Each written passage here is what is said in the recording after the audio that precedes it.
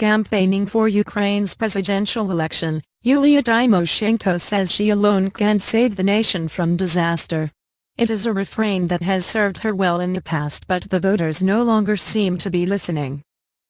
Opinion polls put Tymoshenko, a two-times prime minister, in a distant second place behind confectionery magnate Petro Poroshenko for Sunday's vote with just 10% support, humiliating a woman whose trademark peasant's hair braid and rhetoric have defined Ukrainian politics for a decade.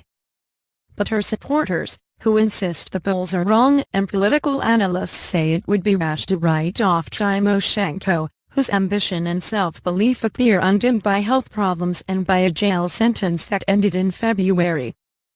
"I will do whatever I can as president to ensure that Ukraine decides its own future in Europe as a full-fledged member of the democratic world," she told reporters after addressing supporters at a business forum in Kiev this week.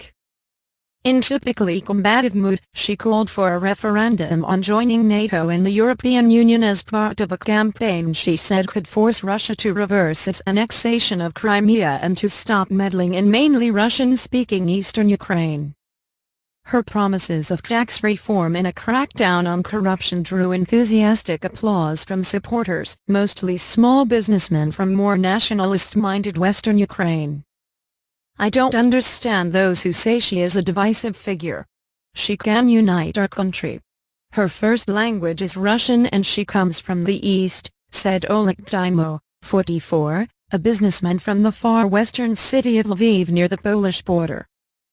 Tymoshenko remains Ukraine's most eloquent and recognizable politician, and she likes to stress her experience.